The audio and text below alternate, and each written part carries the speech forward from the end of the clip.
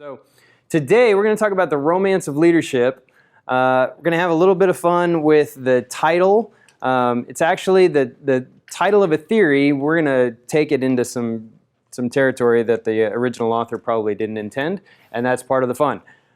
Reminder today of how these things work. Most of you are Leadership Cafe veterans, but the goal here is to think critically. I'm going to say some things today, as I usually do, to provoke some discussion, to get a little bit of debate going, and we'll see where we end up. But not everything that I'm proposing here today about leadership is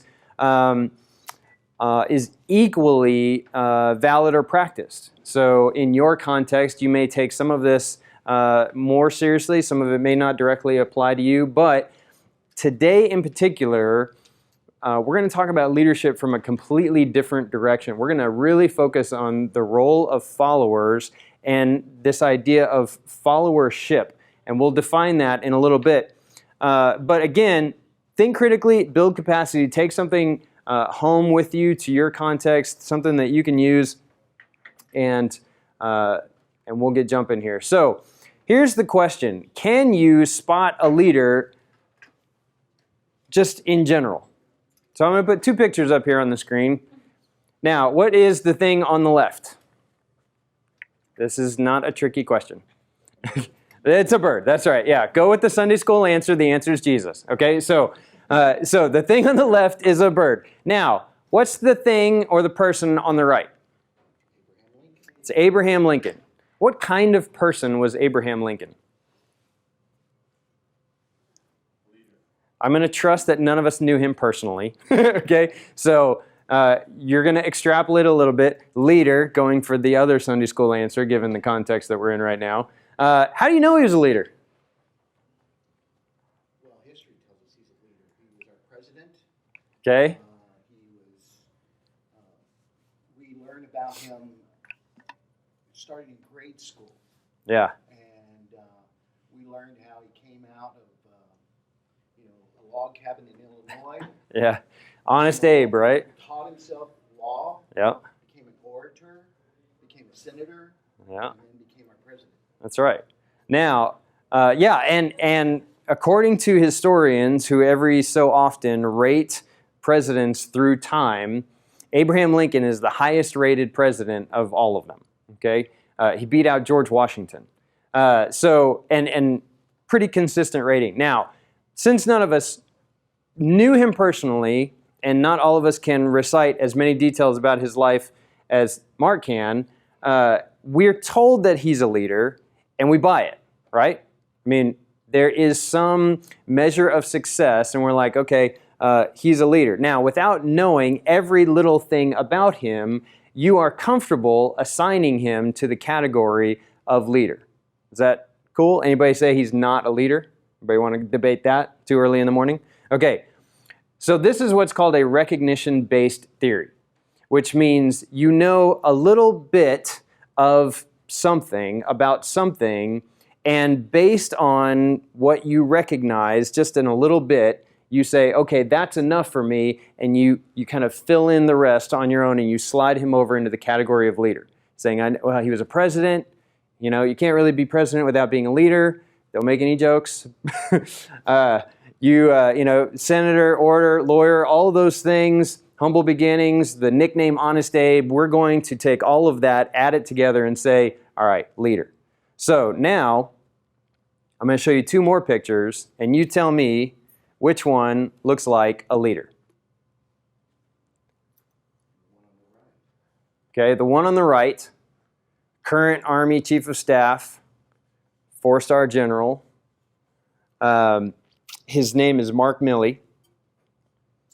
Definitely, and if you're familiar with some of the decorations and badges that he's wearing, he's Ranger qualified, he's Special Forces qualified, he's a 4-star general, that's not nothing. He has got a number of decorations that are combat related that he's wearing, parachutist awards from 2 different countries. Now, I don't know him at all. But what about this picture on the right says leader? Is it the badges? Is it the uniform? The flag behind him doesn't hurt, right? Yeah. Typically, you only get to take a picture with a flag in the background if you're a certain role or have a certain role or responsibility. Anything else about this picture? Yeah. Seems pretty confident guy. Okay.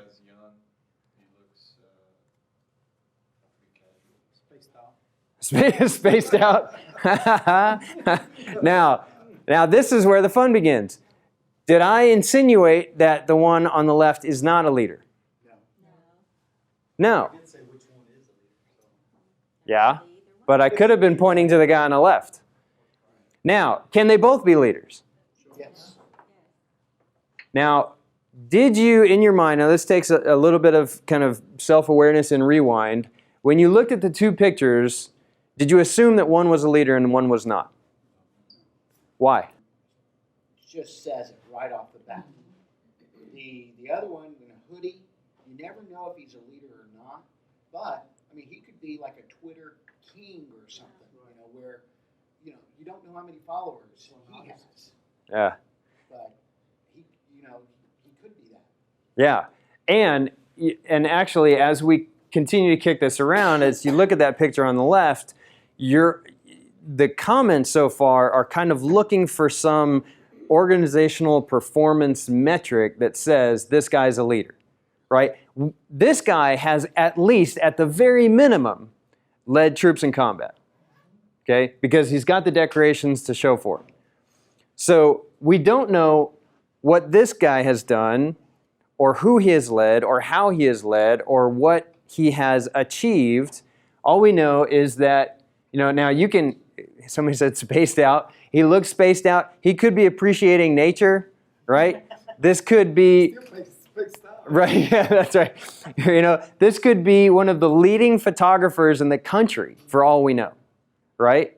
Especially, in nature photography, he could be, a musical prodigy, He's got, it's hard to see, but he's got big, massive, earphones there. Could be a whole lot of things. But the reason that I contrast these two images is because one lends itself to what we call the leader prototype, and one does not. Okay? It doesn't rule out the other one, but when you see this picture on the right, you say, okay, in my mind, I'm lining up what a quote-unquote leader looks like. And this guy, he fits the bill. Okay? So what you have done subconsciously is that you have developed a leader prototypicality. Okay? He is a leader prototype. So once we understand that we bring an implicit definition of leadership to people, which means you're sizing people up every time that you see them. You're judging by actions. You're judging by look. All of that. You're kind of putting people in categories, right? This guy on the left, you got to work a lot harder to put him in the leader category. You may get there. This guy on the right, he may be a terrible leader, but on first spec, you're like, okay, leader, check that box. So, kind of park that there for a second. That we have a leader prototype. Now let's talk about what leaders actually do. You tell me, in fact, some of you have been at every leadership cafe. What do leaders do? You tell me. Character is more of a who they are. What do they do? If I said, tell me how to do leadership, what would you run to? Bring consensus for focus. I like it. Okay. They cause people to follow them. That's funny. If I said, hey, advise me on how to be a leader, you said, you should cause people to follow you. Okay, we'll talk about coercive and non-coercive leadership in a little bit. But essentially, that's it, right? You are exerting influence. Can you be a leader without followers? Maybe in the theoretical sense, but in the practical sense, no. You're just a guy out for a walk. Okay? What else do leaders do? How does it work? They accomplish stuff. Yeah, and actually, that may be a cleaner definition than they inspire. Because do all leaders inspire? No. But there are a lot of leaders that get stuff done without being the slightest bit inspirational. So they get stuff done. This is typically how they get stuff done. And you've seen this before. We've talked about transactional leadership. At the barest bones, transactional leadership is kind of this mix of contingent reward, which is you and I have an understanding. I'm going to give you something in exchange for your work. Okay? It may be money, it may be prestige. If you're a volunteer, it may be recognition. It may something I'm giving you in exchange for work. Okay? In that situation, I'm the leader, you're the follower. More specifically, you're the subordinate. Okay? And then there is management by exception. And that is, I am hiring you to do a job. Management by exception is, and then I will tell you when it's not going well. Now, you can be active and say, okay, well, let's try and do this, or you can be passive and you can slam your subordinates once a year in their annual review. But one way or the other, it's management by exception, contingent reward, and you get basically what everybody signed up for, the expected outcomes. Now, what we talked about before when we talked about transformational leadership is this additive effect, okay? And that is when you add these other things, you get performance beyond your expected outcomes. Now we bring in the inspirational component to things. Now we bring in what's called intellectual stimulation, which is instead of asking someone just to do a job, asking them to mentally engage that work and saying, okay, invest energy, invest time into this, invest some thinking and some strategy into this. Individualized consideration, leaders that show specialized attention and treat people differently. Does that make sense? Treat people like they want to be treated, but not just faceless crowd, okay?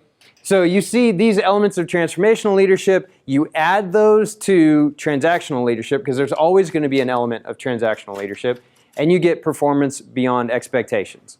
So here's a definition of leadership, and there are thousands of definitions, okay? So leadership is one of those things that as many scholars as there are on leadership, and as many guys that write a book on leadership, and almost as many guys that write a blog on leadership have a definition of leadership. This is one of my go-tos. This is by a guy named Gary Uckel, who writes a book combining a bunch of leadership theories together. He writes a leadership textbook. And he says, leadership is the process of influencing others to understand and agree about what needs to be done and how to do it, and the process of facilitating individual and collective efforts to accomplish shared objectives. And you can tell this is written by a guy who writes textbooks, right? Because it's a little clunky. But when you take it apart piece by piece, it's a process of influencing others. So there has to be influence. But influence to do what? To understand the problem, to agree on a solution, and then to agree on a strategy to meet whatever need, challenge, problem that is. And then once that kind of pre-work is done, then a leader's job is to facilitate the individual and collective efforts to get the job done. And then it says here at the end, to accomplish shared objectives. And shared objectives is kind of a new thing in leadership, as the last 30 years or so, when leaders and followers are expected to kind of work together and agree on what needs to be done so that both achieve something when that leadership process is concluded. Okay? Now, based on this and how leadership works, what do you know about followers in the leadership process? Sure, yeah. There's definitely a focus on empowerment recently. But empowerment, when you are describing that, is actually something that you're still assigning to the leader. So what do you know about like if I was going to take that and I would say, okay, well, then an implicit understanding of followers is that they need to be empowered, right? That followers need to be led. What else do we kind of imply about followers in this leadership process? That they want that leadership. Yeah, that they want leadership, that you might even say that they need leadership. You're packing all of that in. And so if you're not careful in leadership studies, what you get is a bunch of different ways to shepherd sheep. Does that make sense? Because you apply all these theories and all these understandings, and you empower and you use intellectual stimulation and charisma and idealized influence, all these buzzwords, because here is a flock of relatively dumb animals that needs to go from point A to point B, and you are the shepherd to get them from point A to point B. Now, that's a really cynical look at leadership, especially from a guy who went to school to study leadership. But we need to point that out, because as people, as scholars in particular, started looking at leadership, they said, okay, we've got all of these arrows that go from leader to follower.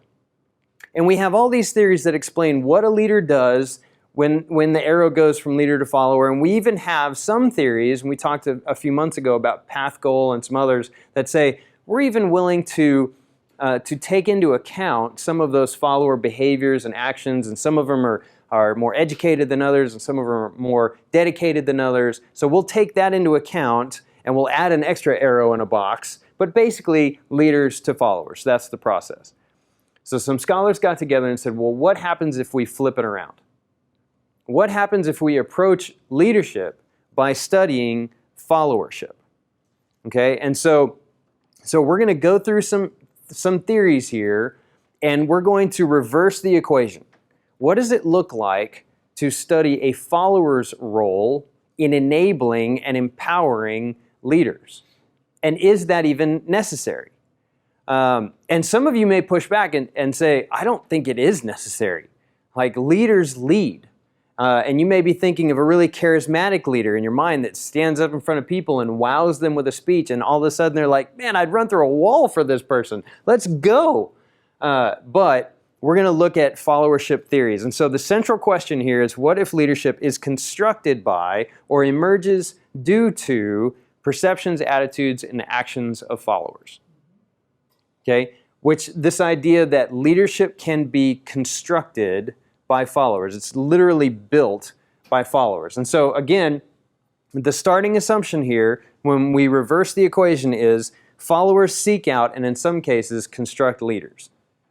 Now, that throws the discussion of whether leaders are born or developed into a whole different light, because what we're saying is, in some cases, leaders are made by their followers and not by their innate characteristics and not by, other situational outcomes. So the last kind of statement on this slide is followers are at least equally responsible for the results of a leadership process, if not more so than the leader. Now that's the starting assumption. So how many of you, we're good so far? You with me so far? Because we're going to keep kind of poking and pushing at this. Now, a lot of the scholars arrived at this kind of understanding of leadership because they looked at how people normally attribute causality to leaders. So you see a company that's doing really well. You see the stock prices going up. You see they're hiring, they're building more, whatever it is that company does. And so you see good performance. What do you assume is happening in a company that shows good performance? Or a church or a nonprofit or whatever? Yeah, you assume that there is some sort of leadership activity going on there, right?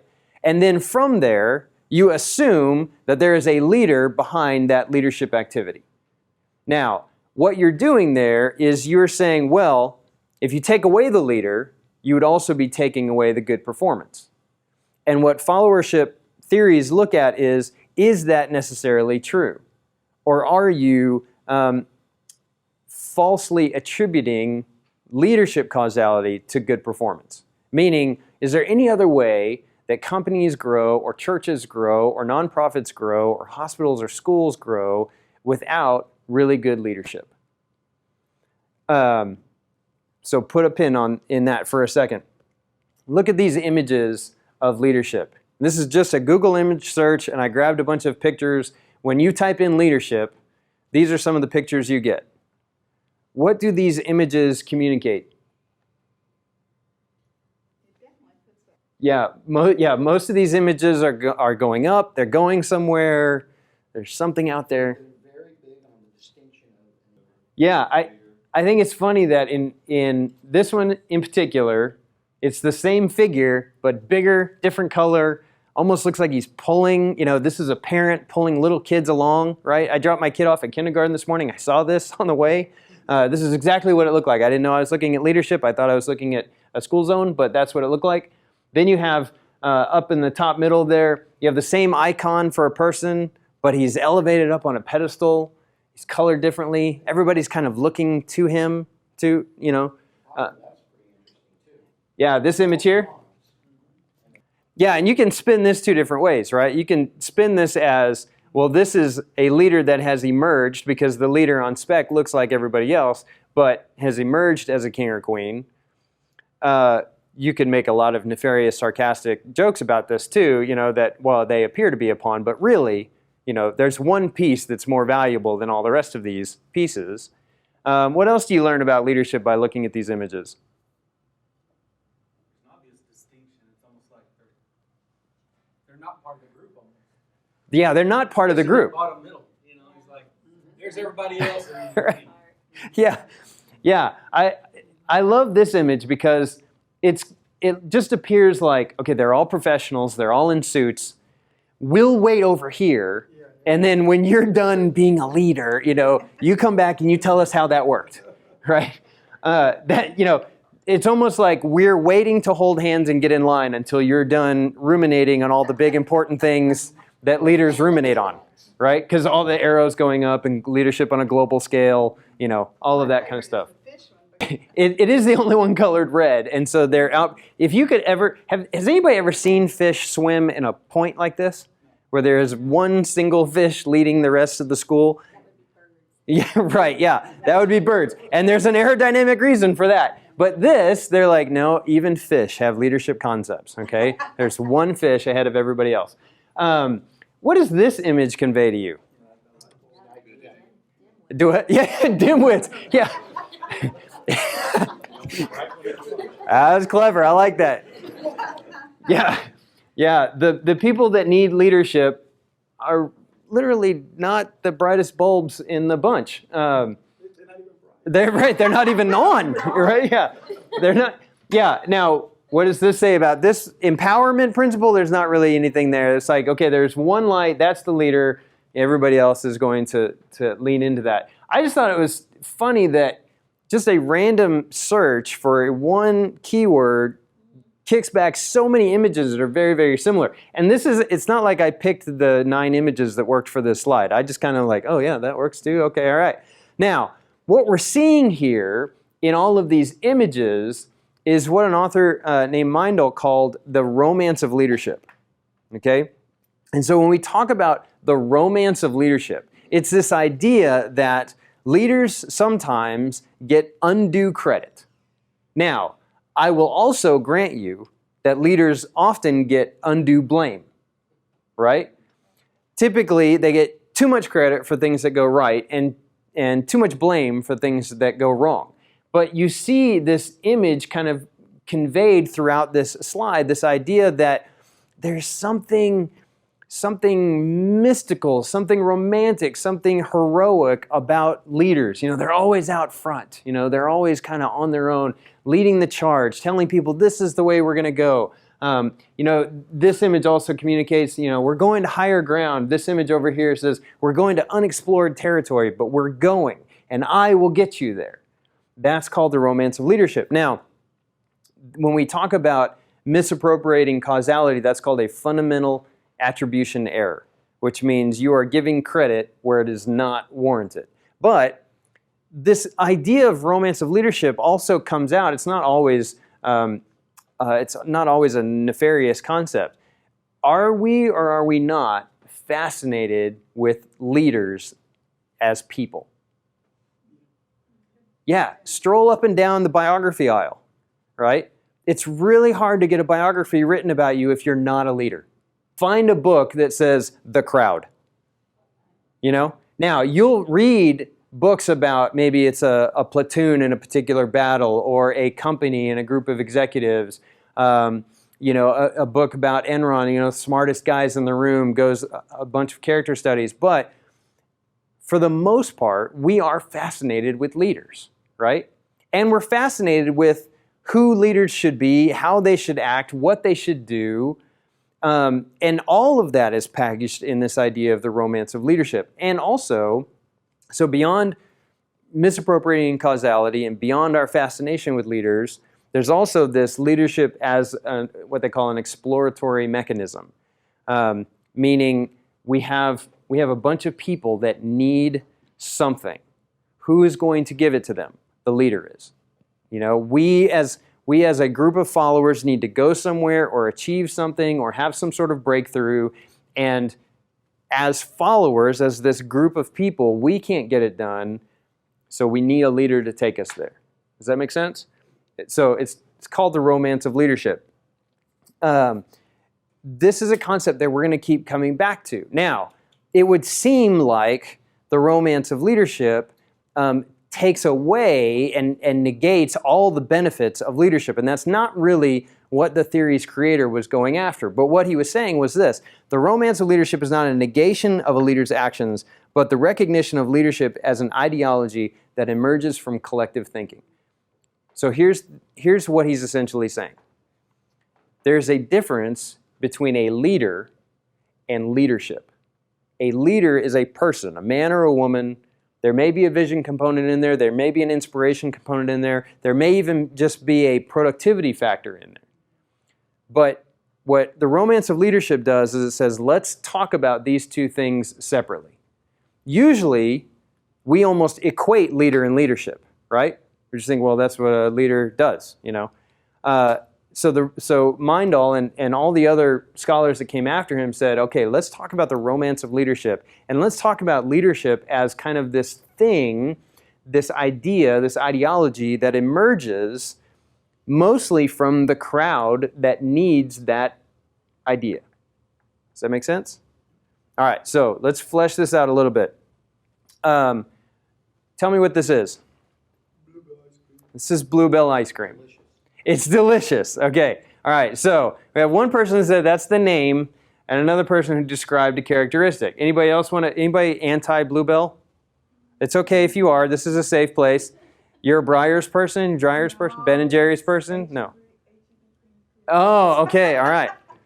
See, and notice I brought to that. I was like, okay, if somebody's going to shoot holes in Bluebell, they have a go-to ice cream, okay?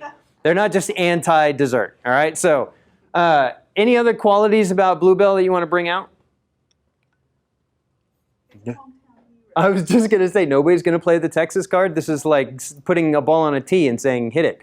Yeah, I mean, this is our ice cream, right? I mean, this is the Texas ice cream. This is Bluebell. This is, when Bluebell had its problems a couple of years ago, people are, like openly mourning on social media that they cannot go to the grocery store and buy Bluebell. People are taking pictures of the signs on the freezers when it will be back. For ice cream people, they're passionate about their ice cream, right? Now, so how many of you really liked Bluebell before I said all that? Anybody? Anybody big Bluebell? Okay. As we continue to talk about Bluebell, I mean, you led the charge. You said it's delicious. So as soon as you said it's delicious, what you're doing is planting seeds in this group here to assume that this is delicious. Now, we have a strong advocate for an HEB flavor. What was it called? It's Creamy Creations. Creamy Creations. Okay, all right. So, but what happens is, what is happening in this room as far as ice cream flavors is that we are socially constructing whether or not Bluebell is good ice cream. Okay, and it's just started with one guy saying it's delicious. Okay, and then we got a couple of nods, and people like me who are not big ice cream people, it just doesn't really matter to me. Now, if you want to get into a fight about dessert, let's fight about cheesecake. That's different. But I'm willing to go with the flow on this because, Mark said, hey, it's delicious, huh? Oh, okay, it's delicious. I might also try the HEB. But, this is the hometown hero, right? This is our local ice cream. So we are socially constructing the meaning behind Bluebell ice cream. And that's all social construction is. It is assigning meaning to something or someone. And this is what it looks like in leadership. You have a shared social identity. So anytime that you are in a group, you are actually sharing and influencing people just by your presence there, even if, like me as an introvert, you might not say a whole lot, okay? But there is a shared social identity, your behavior and characteristics among the group members, and then once I start getting you talking about leadership, we talked about inspiration. It came up with several people. We talked about character. That came up a couple of times. We are starting to build a shared perception of leadership. Especially if you've been in several of these leadership cafes, you have a lot of go-to knowledge for what leadership is. So you're bringing together this shared social identity, you're bringing together this shared perception of leadership, and that is what gives us, going back to that picture of the 4-star general, our leader group prototypicality, okay? All of that is socially constructed. Right? There is no objective recipe for saying leader or not leader. And this is how this works. This is a picture of JFK. Anybody happen to know what he's doing or when this picture was taken? It's taken in 1963. He's at a particular place. He's at West Berlin. Okay, he's in West Berlin, and he says something famous in this speech. Ich bin ein Berliner. Okay, and there's a huge fight among German speakers about what he actually said, because some Germans said, yes, he is communicating in a symbolic way that he is a citizen, meaning kind of a global citizen of the city of Berlin. He is saying, I am part of you. It's the collective we. And then there are some people that are like, actually, if he was speaking good German, he would have just said, Ich bin Berliner. By saying Ich bin ein Berliner, he's saying I'm a jelly donut. Because a Berliner is a jelly-filled donut in German. So I took German in high school. It was like the first thing she told us in class. She's like, the reason that they're laughing and cheering is because the President of the United States just called himself a donut. I don't know whether that's true or not. I'm not German. It's funny either way you spin it, right? So, but what he's doing here by saying, I am one of you, is he building... Well, what's he doing when he says that? I'm one of you. I'm a citizen of Berlin. He's clearly not. He's the President of the United States. So what's he doing? I guess trying to establish common ground. Yeah, absolutely. I mean, he's establishing a connection with them, a common ground with them, a rapport with them. He is essentially saying, you and I are in the same group. Okay, and the full quote there says, all free men, wherever they may live, are citizens of Berlin, and therefore, as a free man, I take pride in the words, Ich bin ein Berliner. So he's saying, all right, this concept of freedom, this ideology of freedom is transferable across oceans, across country borders, and I am coming from halfway around the world to tell you that I'm with you. I'm among you. I'm with you. And so all of that is this social construction process. That's very kind of symbolic and ethereal. Performance, organizational performance, or any kind of metric can also be socially constructed, meaning it is given meaning. Can you think of an example where an organizational metric is socially constructed? I'm struggling here. Okay. Because of what you described to me is just clearly political theory. Ah, okay. I mean, not even before you put that up there, Sure. I was thinking that. How social construction is different than political theory? You take your ice cream very seriously if that's political. No, I'm just kidding. Some people do. You mess with Texas ice cream, you're messing with the whole state. So let's look at an example that would be in the business world. Okay, if I'm reading a report about it, like I'm a big Southwest guy. We know this if you've been in Leadership Cafe. I like flying on Southwest. If I say to someone on my flight or someone in a group or someone around the office and I say, man, I wish they hadn't bought that other airline. Okay, what am I doing as far as their decision to acquire that other airline? Yeah, I'm assigning it meaning, right? Now, and I'm saying it wasn't a good move. And I may have a bunch of reasons for it. I may, depending on how technical I get into the airline industry, which is not at all, but I'm saying they shouldn't have done that. I'm not saying, in my humble opinion, I'm saying they shouldn't have done that. I'm saying they shouldn't have done that. And I'm going to convince you of that. And if given enough time among this group, I'll bet you I could convince at least half of you that they shouldn't have acquired that other airline. Now, what happens is this group is now socially constructing meaning behind their acquisition of an airline. Is anybody in here an airline executive? I'm not, okay? I'm just an airline consumer. I don't actually know if that move made any sense at all. All I'm doing is helping us, and in this case, in a misinformed way, construct meaning behind that particular event. That's what it would look like in a non-political sense. So you can socially construct performance, you can socially construct leadership, you can socially construct pretty much anything. Flavors of ice cream, good, bad, indifferent.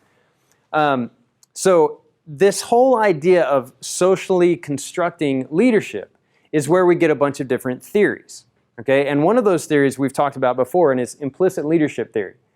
Implicit leadership theory says that there is that leader prototypicality out there. There's their leader prototype that we are all judging all leaders by. There's a category of leaders that when we hear someone speak or when we see someone perform or we see a rally, we see a speech, or we see a meeting, whatever it is, in our minds we're running through, the list of things in that category saying that person is a leader or isn't a leader. Now, notice we haven't actually judged their character. We haven't actually judged their performance. We're not looking at anything really concrete. We're just saying that person appears to be a leader. And that's really where the problems associated with this theory arise. Because as it says up here, leadership is the process of being perceived by others as a leader. Which means as a leader, and you see this a lot in the political realm, right? Well, people, my poll numbers are very high, right? My favorability ratings right now are very high, which means a lot of people perceive me as doing a good job. Now, in that event, you can take that one of two ways. You can take that and say, I must continue the actions that I'm doing, because obviously a lot of people like it, or I must work very hard to maintain the perception that I'm a good leader. And you can see how one may come off the rails really fast. If you are a leader who's in the perception business, it's all a sham, right? All you're trying to do is be seen as a leader. You're not actually trying to lead. Now, what this theory does, this theory isn't all just about manipulating perceptions. It's saying that when people say, all right, that person's a leader, and if that person has any kind of success, the people who initially judged him a leader will reinforce that judgment and say, see, I was right. That person really is a leader. And every success continues to build up credibility and the perception of leadership for that person, which means I, as a follower of that person, will give them a little bit more discretion every time they earn some credibility with me. And the opposite is true of failure. If that person that I have assigned a leader fails at something, if I'm a merciful being, I may go, okay, well, I'm going to give them a little bit less discretion. I'm going to invest in them a little bit less because there's a failure there. There may be a significant failure, and you're like, nope, I was wrong, not a leader. He's done, she's done, whatever. I want no part of it. But all of that is kind of this perception of credibility, the perception of success, and the social construction, that perception of that person as a leader. Does that make sense? That's implicit leadership theory. Now, this next one is called social contagion theory, and this is seen a lot in social networks. In fact, some of the scholars that study this look specifically at how an idea spreads across a social network. Now, I don't know if you've ever seen this up close and personal, but it's the idea of a particular practice or an idea that is adopted by a social system. So take something on Facebook. And this is where the whole, a lot of people got into trouble, several months ago, forwarding things and liking things and sharing things that were not real. So they would see something and they'd say, oh, that aligns with my worldview. I like that, whatever it is. I mean, pick some crazy example. Man sees goat that can fly. I don't know, I'm picking something that can't be remotely construed as political. So I see something in my Facebook feed that says, wow, finally a man saw a goat fly. Okay, I was hoping pigs were gonna fly because the jokes are there, but we'll go with goat. So man sees goat that can fly, like, share to all of my social network, and let's say I have a bunch of lemming friends who also believe that goats can fly, and so they like it, and they share it, and they have a lot more friends than I do, and so now we're taking over a sizable portion of the Facebook network with the belief that goats can fly. That's social contagion theory. That is like a germ or a virus. Something gets put into the mix and then it eventually gets spread. Now, I used a ridiculous example to illustrate the point, but you see this happen all the time, and you see this happen in how people perpetuate perceptions of leadership. Because you'll see phrases like, you know what, I think he's a great example of, I don't know, fill in the blank. And you see this applied to politicians, you see this applied to athletes, you see this applied to business leaders, you see this applied to religious leaders. I think Rick Warren is a great example of a pastor. Now, what am I doing to the category of pastor? What am I doing? I am telling my network something about the category of pastor by illustrating it with Rick Warren.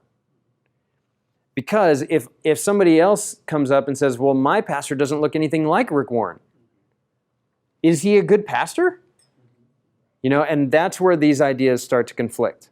And that really, if you stop and think about it, notice Rick Warren has had no part in any of this. He doesn't know that I'm propping up as a good example. He doesn't know that somebody else is judging their pastor according to the Rick Warren standard, which Rick Warren had no part of. This is all generated by followers. This is all generated by the non-leaders in that equation. And that's how powerful it can be. Because all of a sudden, and we saw this. Now, we saw it 2 decades ago when pastors who had never, ever thought about wearing a Hawaiian shirt to preach, all of a sudden started wearing Hawaiian shirts, right?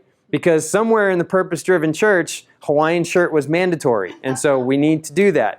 It looked really silly in places like Idaho and Kansas when it was wintertime, but, that's what we're going to do to have a purpose-driven church. So, but you see this idea, right? And specifically ideas that are seen as innovations, and you see this has been studied for decades. There's a book called The Diffusion of Innovation, and you see how ideas get ramped up and then adopted en masse. And so this is kind of how that idea starts to spread. Another phrase would be, I'm really impressed by what I see, fill in the blank. When a particular athlete shows up at a hospital to take pictures with kids, right? I'm really impressed by that. That shows good character or shows a really good agent, right? But we don't really know. But all I need is enough time and enough influence and enough friends, and I can actually create character for this guy, right? Which in some cases may be warranted. I'm not shooting down all athletes that show up at hospitals. Don't send me those tweets. But we just don't really know. But that's how kind of those ideas spread. And this is how leaders are perceived to have charisma before, the big speech, before the big moment. People start to see little things and go, that's a charismatic leader. Or a crisis event happens, which crisis tends to bring out charisma a lot more effectively, and actually you see this after 9/11. I mean, immediately after 9/11, when George W. Bush goes to the site of 9/11 and he's speaking on the bullhorn, right? His charismatic esteem went through the roof, because in that moment it was unscripted.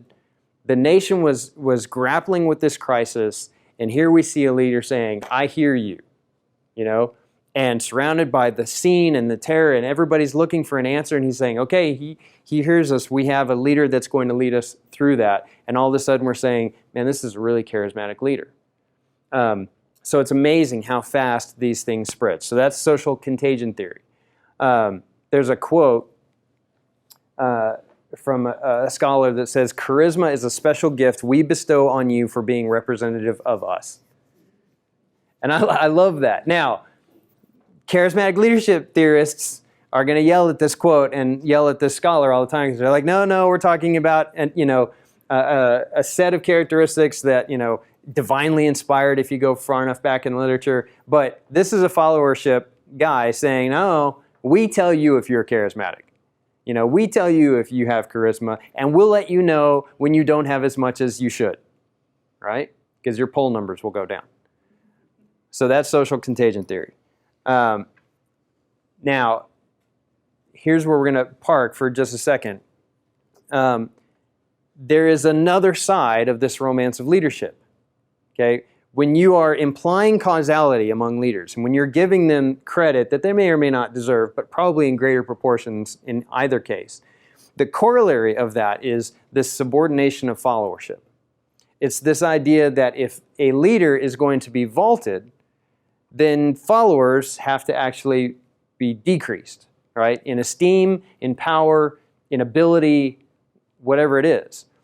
And you see this especially when we talk about charismatic leadership. Because does anybody remember what some of the effects of charismatic leadership are? What happens when you follow a charismatic leader? Yeah, you literally, in some cases, lose yourself because you start assigning your own worth to match that charismatic leader. In some cases, and these are documented cases, followers start to imitate that charismatic leader. They want to please that charismatic leader. And all of that is because the followers have said, that person is fundamentally different than I am. There's something fundamentally better, greater, more capable than anything that is in me, and so I'm going to try and be that. I'm going to try and emulate that. I'm going to try and support that. And not all of that is necessarily negative, right? But this is the process as it starts to wind out of control. And all of this, especially in followership theories, is done because the followers make a choice to say, we are less than, so that that person can be perceived as greater than. Okay? That's social construction when it really gets going. Talking about social identity theory real quick, and then we're going to take a break. I'm going to leave you with a quote. Social identity theory is this idea that, it says leader emergence and acceptance depend on the extent to which a leader is prototypical. And again, we come back to that prototypicality of a group. And the way this works in social identity theory, according to one scholar, is you see a leader who is, and this plays very well in political circles. It's not exclusively a political theory, but you see this happen all the time. There's kind of a sequence of events. The first is prototypicality appears as exercised influence, which means the group, in some cases without a formal discussion, and in some cases with a formal discussion, say that person is the ideal of our group. Okay? So use a political party. That person is a Democrat's Democrat or a Republican's Republican. They typify everything that our party wants to be. And so we as a group are saying that person is the ideal. And when they're saying that person is the ideal or the prototype of what we want to be, you are saying that person has influence over us. But you're not saying they have influence because of anything that they've done. You're saying that they have influence because of them being the prototype. So that's kind of the first step. It appears as influence, but it's actually you defining them as the prototype. And then, as that process continues to roll forward, now you have that prototype actually being liked, which enables actual influence. And in exchange for that influence, they are given prestige, status, honors in some case, esteem. And so what started out without anything that they did directly now is turning into some actual substance there. And it started because they were the ideal. And you see this in campaigns all the time, right? You see, especially in early parts of campaigns, when you have, like 10 people up on the dais debating each other. They're all trying to be more of the prototype than the person next to them. They're saying, well, I have consistently voted a record of fill in the blank, or I have consistently been a partner and a supporter of this idea, which matches your prototype of what we should be, or this policy, which matches your prototype of what we should be. They don't say that. They just say, I am the ideal of what you're looking for, right? And so now you kind of label this person the prototype. They start to get that, and then you confuse the prototype and what has been attributed to them, confuse that with their actual personality. And so it says, misattribution of behavior to personality rather than prototypicality, thus constructing a charismatic personality for the leader, which means you are defining for them what their personality is. So what's the inevitable problem? It might not match, right? If you lift someone up as the ideal and as the prototype, if down the road it comes to light that they don't actually match the prototype or they don't actually live out the prototype like you want them to, what's the inevitable result of that discovery? There's conflict there, right? There's conflict. And who bears the responsibility for that conflict? Yeah. Yeah, because the leaders where he is, but the followers have expectations that are not real because of the charismatic personality that they have placed on that leader. Yeah. So you've got a leader that's not it's not the real leader that the followers think they have.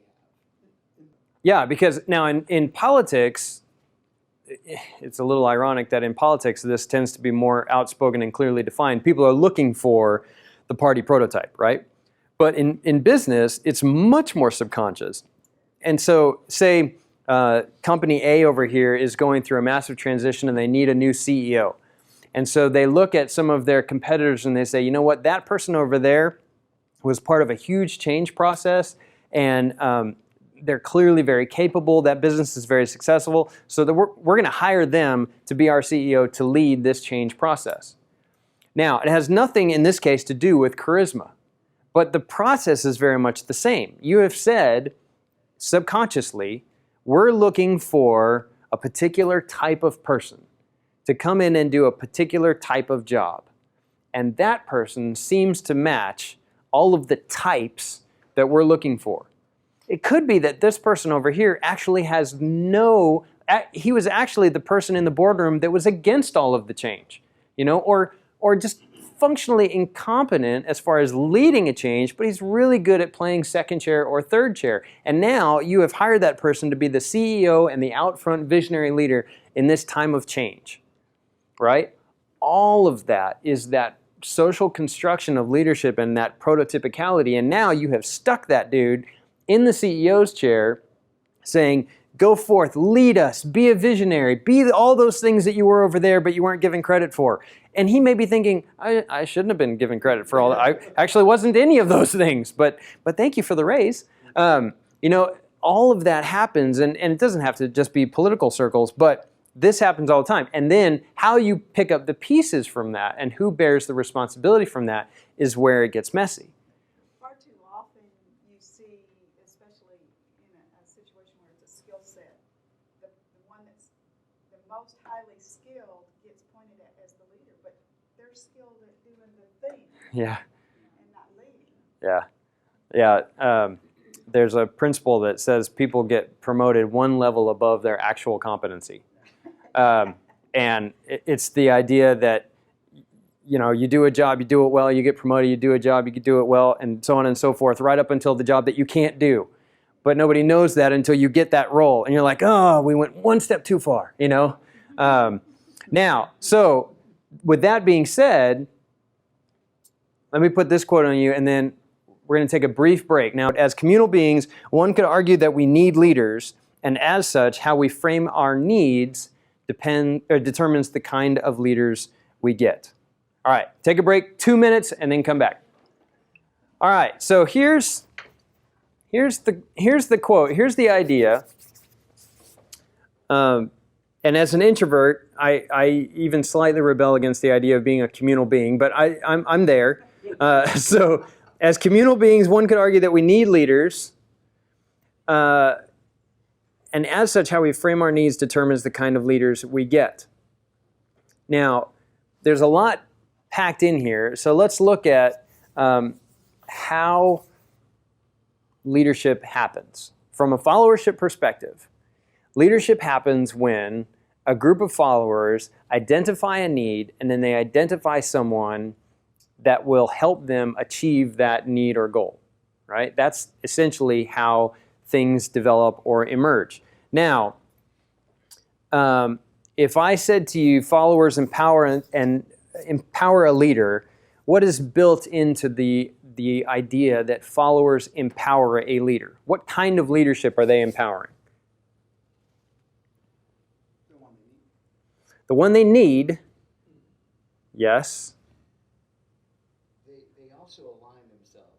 What the leader says we're going to do, and this is the plan, they fall in line and say, I'm going to support that plan, and I'm going to show loyalty and commitment to it. And to bolster the plan, the commitment's part of that. Because once they see that I'm doing it, they're going to fall in line with me and all the followers. We're all just going to get in a V shape and go. We're all those fish are going to line up behind the fish, and we're going. It goes back to God's design for us. How so?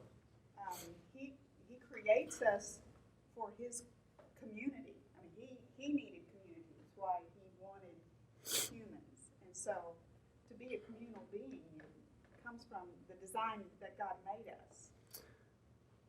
Go ahead. Sorry. Oh, okay. Yeah.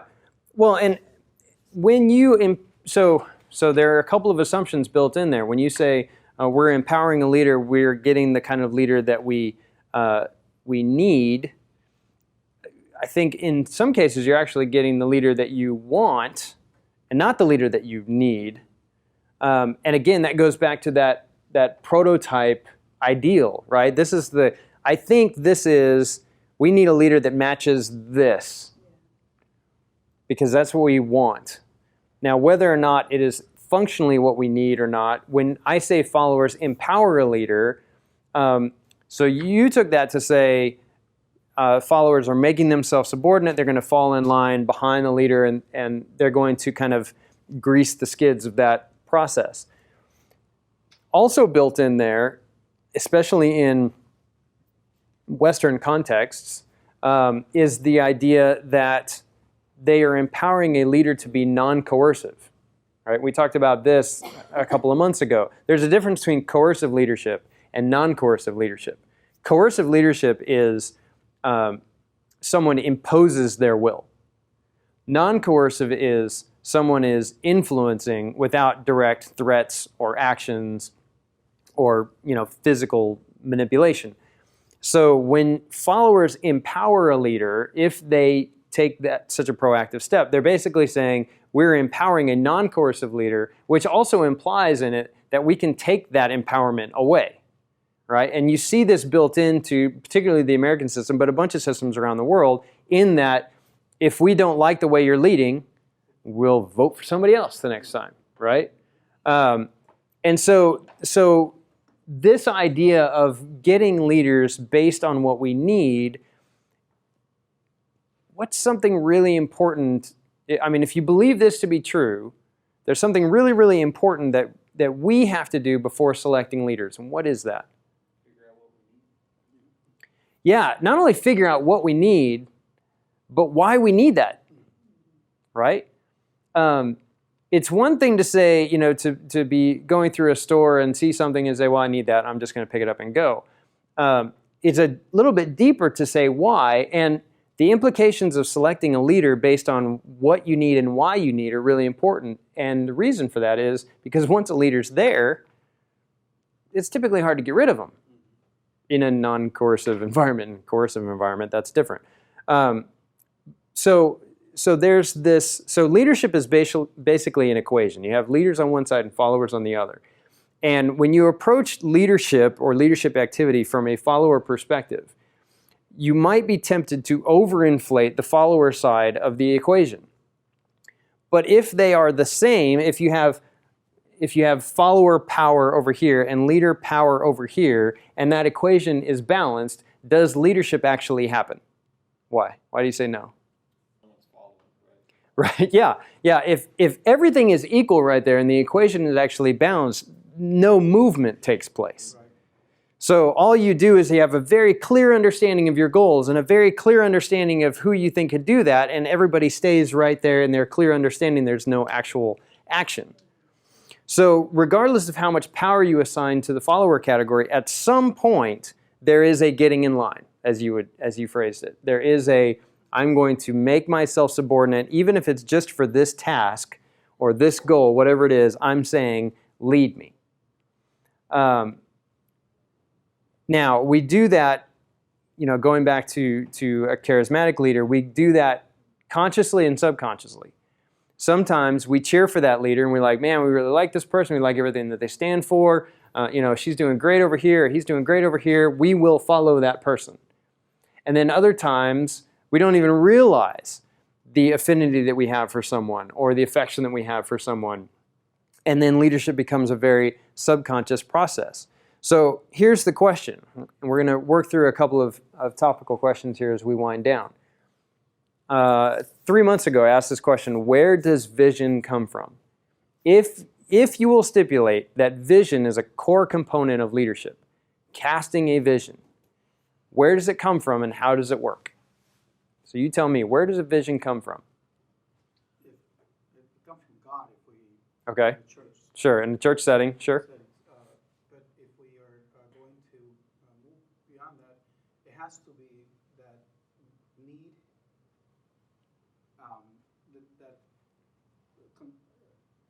the desire to move from where you are now to where you envision, where it's better than here. Yeah. That is not here. Yeah, the preferred location, Preferred sure. location that is not here. Yeah, because that was really good. So think about this. If a person stands up and says, I have a preferred future, you guys should really be interested in it. Is that automatically leadership? No. It's just a person, right? With a good story. Unless people embrace that vision to some degree, there will be no actual movement toward that preferred location. Now, if a bunch of people say, we think that there's a preferred location out there, is that leadership? Nope, not either. No, right? That's just a travel brochure. With no money to Right, yeah. I have no budget to get there, I have no plan to get there, but man, this looks nice in the picture, yeah. Yeah, I mean, there's no actual leadership there because the followers haven't said, well, we have this idea and now we are empowering or we're trusting someone to help us make that happen. So vision is this weird thing, right? Because if you look at most leadership theories, not follower theories, but most leadership theories, a leader has to cast a compelling vision. And then you tell me what happens after a leader casts a compelling vision. convince the other people that that's a good vision. Yeah, well, not only are they convinced that it's a good vision, I mean, they are that, but what else are they convinced of? That he's a leader, she's a leader, whichever, yeah. And what else? The plan's going to work. So far, this is all academic. What else? No, it's right. I mean, you have to believe in that person. You have to agree that that's a preferred location. You have to believe that it'll work. What does it take to get there? Do what? There it is. You have to believe in the plan, but at some point you have to believe that you're a part of it. Yeah. Right? Because leaders, it doesn't matter what kind of leader you're talking about, leaders can't get a group from point A to point B in a non-coercive environment without the active participation of the followers. So at some point, but notice how much academic theory was necessary up to that point. You're like, well, I got to check out the vision. I got to believe this person can do it. I got to validate the plan. I got to do all that. And then at some point, right, you got to put your boots on and march. You got to go. So the leadership theories that say cast a compelling vision, it has to be compelling to the point of action. Okay? Now, followership theories come at it from the opposite perspective, and they say, yes, cast a compelling vision, that's fine, but unless we as followers not only share in that vision, but share in the need to go there, then there's really no need to put the boots on and march, right? There's nothing you can do to compel me to act against my needs. Does that make sense? And you see this a lot in leadership turnover, okay? So you have a leader come in and say, here we go, and we'll use a church context. Church, new pastor, really feel like to engage the community and spread the word that we need to relocate our church. We're in the wrong part of town. We're going to go out to this new community over here. It's going to require some fundraising. It's going to require, probably some more drive time for some of you, all those things. Now, even if I, not with what I just gave you, but even if I cast a really compelling vision, what do the followers have to do in that instance? Yeah. I mean, not only did they have to decide whether or not it's doable and whether or not they want to do it, then they have to make a choice. They're either going to be part of that, right? Or they're not going to be a part of it. Now, at that point, you have a couple of choices. You can either do everything you can to work against the change, right? And say, well, I don't share that vision. And not only is it not compelling, it's actually repulsive to me. And I will work to undermine that vision, which isn't, getting in line at all. Or they say, well, I understand that that's where the line is going. I'm just not going to be in that line, so I'm going to get out of line. And so then they self-select out of the group.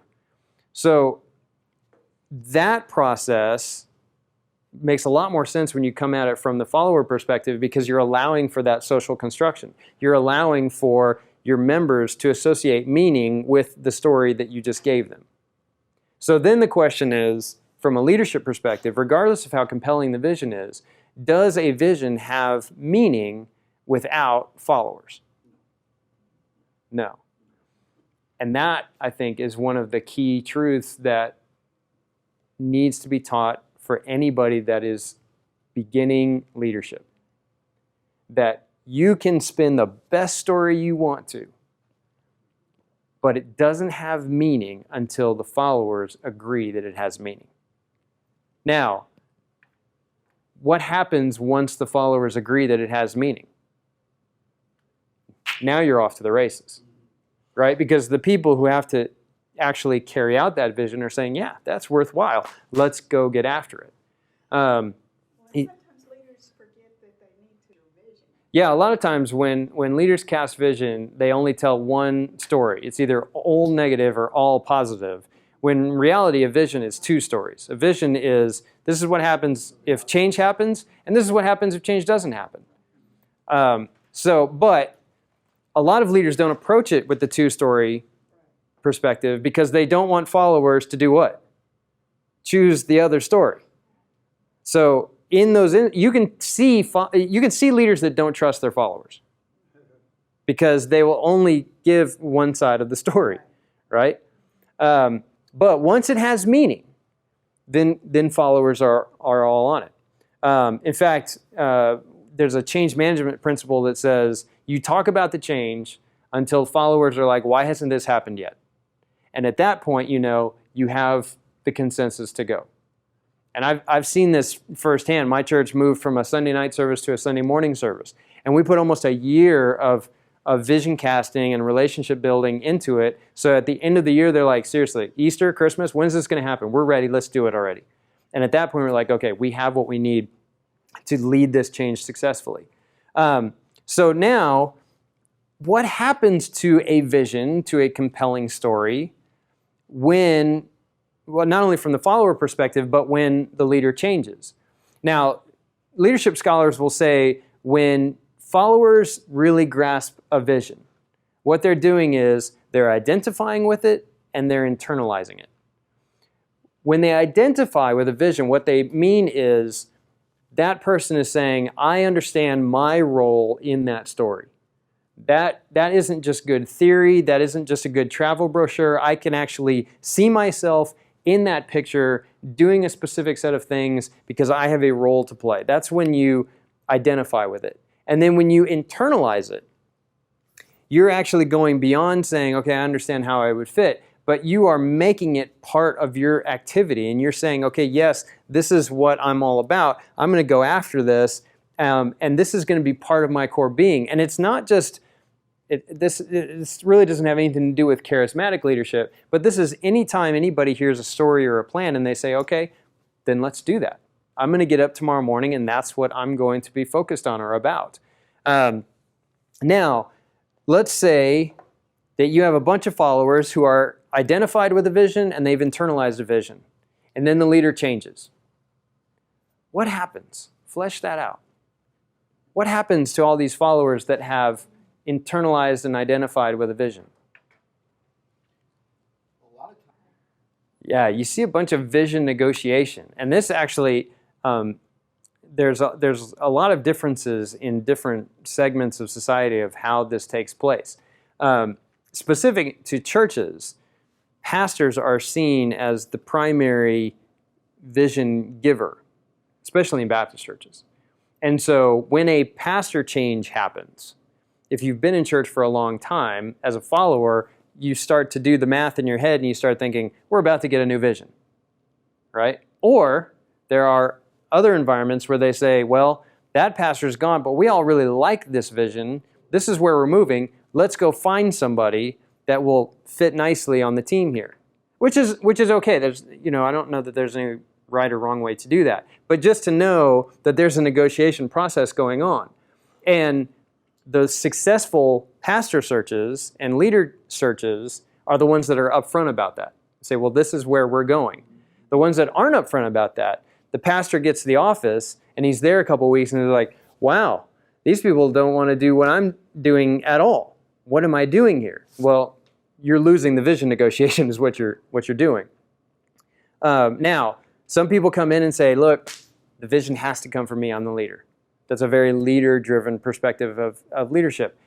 But any time that you have people that are really identified and internalized with a vision, that can be a really good thing and it can be a really bad thing, right? In a leadership change, if it's a really good vision and it's really productive and effective and that kind of thing, and people are already invested in that, you're inheriting as a leader, as a new leader, a bunch of people who are already invested and you haven't said a thing yet.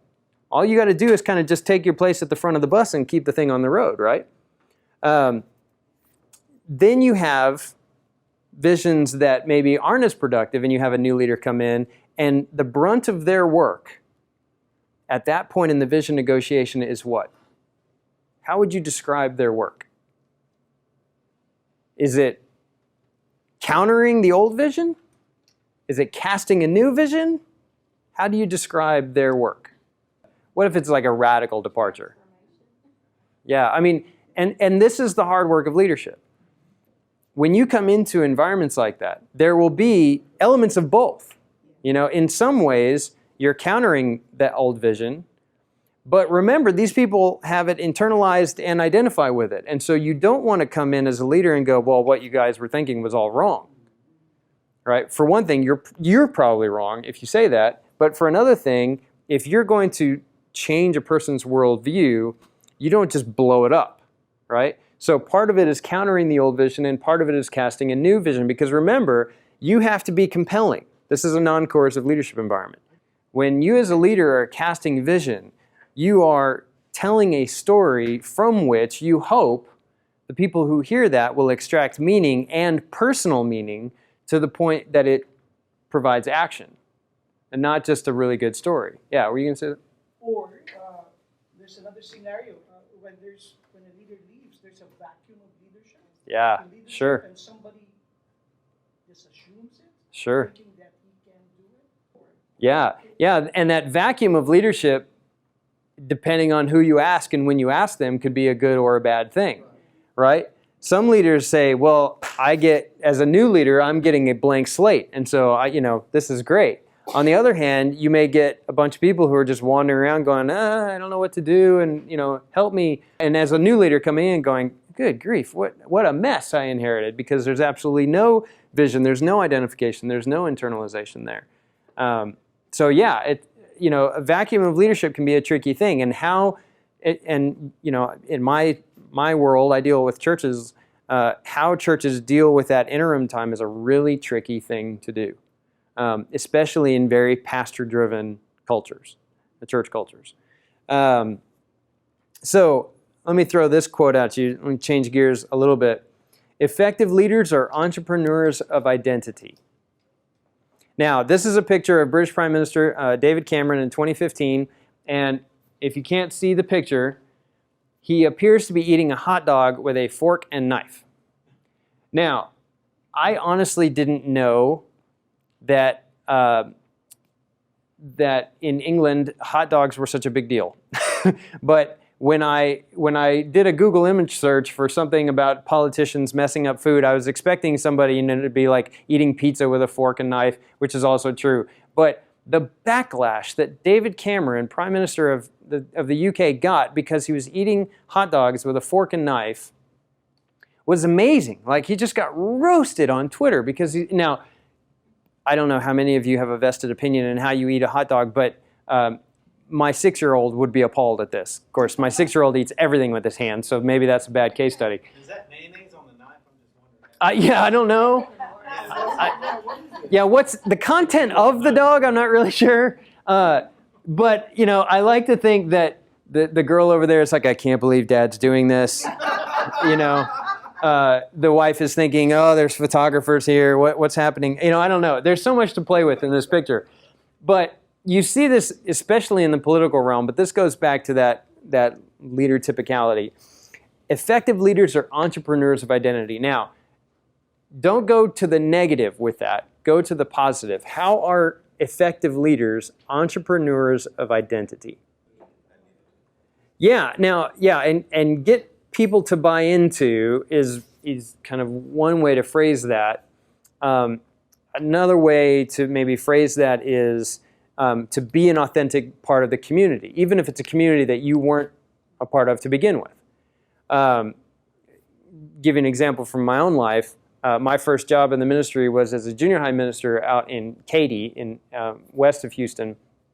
And the first time I ever heard of Katy was when I was, applying for the job. And the first time I saw Katy was when I was driving to it with all my worldly possessions in the back seat. And that tells you something about my stage of life, that all my worldly possessions fit in the back seat.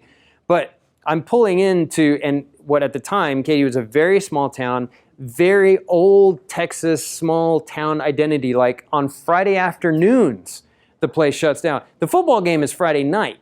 The high school is playing Friday night, but the town just shuts down in the afternoon because everybody's going, and all the stores are painted in red and white. And, this is before Katy had 1,000 high schools. But, I'm from Colorado, so I'm not from Texas. So I don't have this small town Texas background and credibility there.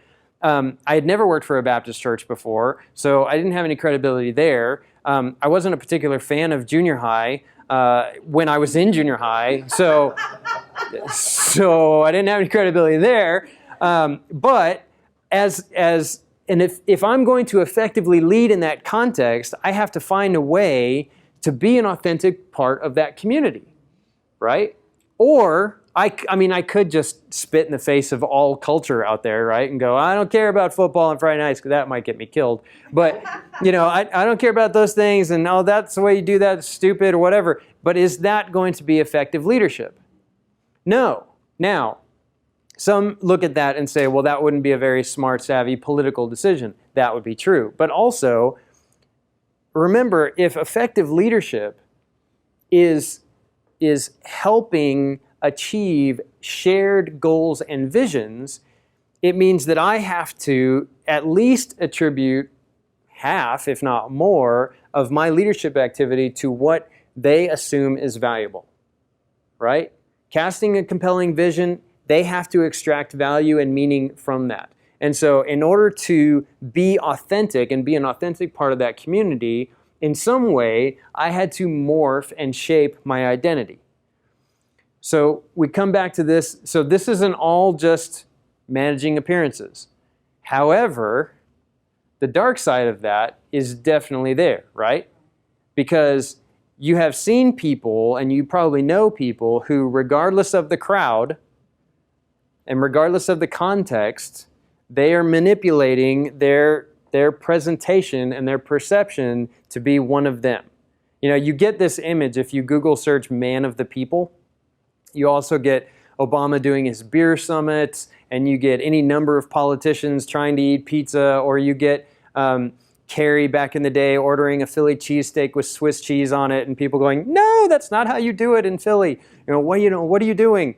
And in some ways, it's actually more endearing to see people screw that up because at least they're being authentic. The people who always get it right are for my comfort level, a little too good at being entrepreneurs with identity, right? They're just a little too slick.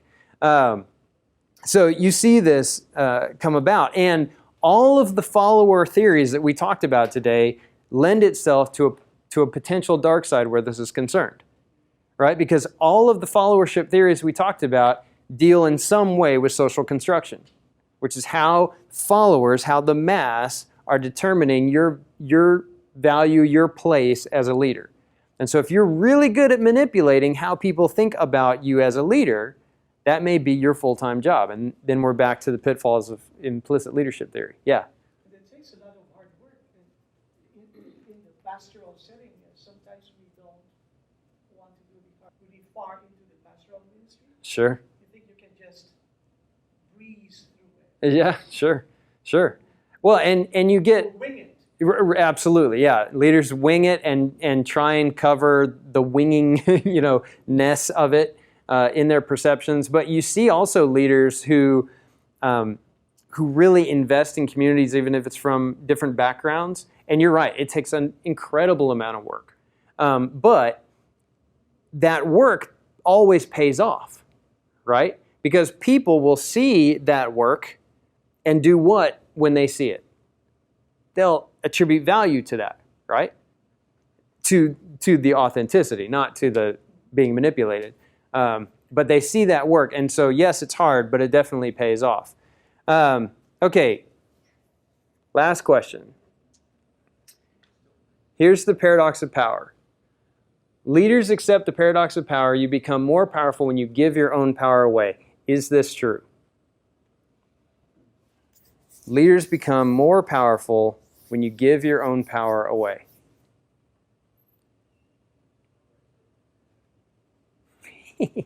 Got a bunch of smiles and grins and not a single word. It's assuming that your followers all have pure hearts. It's assuming that all of your followers have pure hearts. Okay? Let me think about that for a second. Yes. If you are empowering... Saying false. If you are empowering people, can you empower without giving power away? You said something, when the vision is being implemented, that's the time to give power away.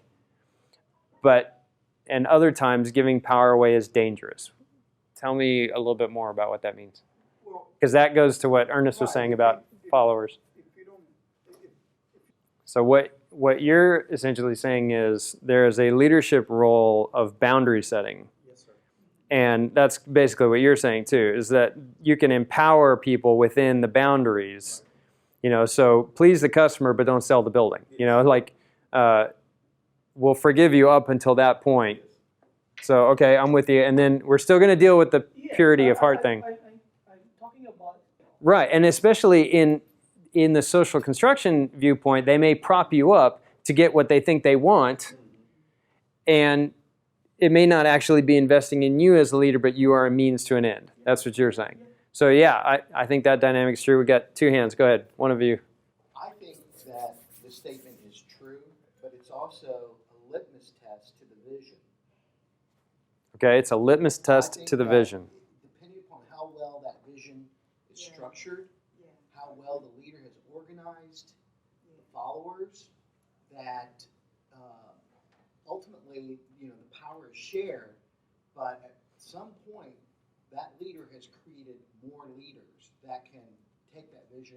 Either the vision's going to stick and they're going to stay with it, or that power now is going to there's going to be branches. There's going to be people coming out of that have learned everything that leader did, and they're going to go do the same thing with their own group of followers. Sure. Yeah, which is, and we'll talk about that next month when we talk about when you develop leaders, what are you actually developing them to do? Because I can tell you in the church world, we throw it around a lot that we say, well, develop leaders, disciple others, help them to become leaders, and then they freak out when those leaders leave to go lead. And they're like, whoa, wait a second, I meant stay here and lead. Like, don't leave, what happened here? So we're going to talk about that next month, definitely. Yeah, Joey. And It's okay. I'm taking from the church world Sure. and from the example that Jesus set, he started, you come follow me, and I'll make you fishers of men. And then at the end, all the authority the Father has given me, I Sure. give to you. Now you go make disciples. And so it was as if he devoted his life to these 12 guys Yeah, and gave it all to them, and everything depended on what they would do with it. sure, And he up and left. sure. I sent the Spirit here to help us, but it's up to us to take the leadership that he has entrusted to us and entrusted to others, because I ain't going to be here forever. Right. And depending on how well I lead, will they take the ultimate vision Well, and that's the thing. and go with it? Right, and that's the thing. 'Cause I'm When, not going to be here forever. all power and authority I give to you, to what end was accomplishing the vision that he had already communicated. And so it was the Ritz-Carlton and then some, on an exponential increase, saying, I have laid out the vision, and not only am I not going to be around anymore, but I'm going to give it to you and say, go, go make disciples, teaching them to obey what I have commanded you. All of that is packed into a pretty understood set of boundaries in the form of a well-constructed vision, like you just said. And that's to take it out of the church and put it, in pretty bland leadership terms. But yeah, you see, but you can see how fraught this is, right? With not only pitfalls, but misexecution too. Have you ever been in a context where leaders want to give power away or want to empower too quickly? Have you ever served under what they usually call themselves as a laissez-faire leader? In leadership, scholars call that non-leaders.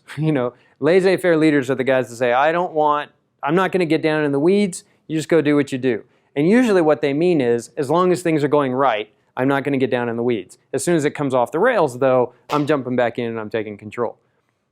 Those people typically are victim to giving away power too soon because there isn't a rigid set of boundaries. There is no compelling vision. It's kind of like, you guys just go do what you do. And then all kinds of trouble comes about. So an interesting thing. And then real quick as we wrap up here, what is the most helpful thing that you heard or thought about today? What are you going to take home with you? Anybody want to share? Are there more leaders or followers? Looking, well, I would say, you mean by personality type or function or what? That's a pretty good discussion question because you could play that a different way. I would say in some instances, we are created to both lead and follow. That would be my Christian response. So the math, that would be 1-to-1 there. I would say in practical terms, there are many more followers than leaders, but not because of ability. Like I come from the section in leadership scholars that say there's just people that don't want to put in the work to be leaders, but could. I don't think you have to have a specific kind of personality to be a leader. I don't think you have to have a specific kind of education. I think a lot of people lead in ways that they don't realize is leadership. But when it comes to either standing in front of a group of people and casting a vision, or being the person that gets all the complaints and all the qualms and all of that stuff, I think that causes people to self-select out of the leadership category and go, you know what, that just sounds exhausting, or I just really would not like to be that popular or unpopular. Are leaders drawn out by the romance of leadership? Oh, sure. Are people attracted to leadership because of the romance of leadership? Absolutely. In fact, and you see that in all kinds of different, I was just talking to a guy yesterday who said, I meet so many people who write 10 blogs and think immediately publishers are going to come ask them to write a book. That is kind of the romance of authorship, right? You know, all I got to do is demonstrate a little kind of breadcrumb, and then all of a sudden, I will be, you know, writing bestsellers and doing book tours and that whole thing. It's totally the romance of authorship in that case. And I think a lot of people, you see people run for public office all the time at every level of government, local municipality, anything, because they're like, look at that, you know, look at the performance, look at the esteem, look at the honor, and all of that.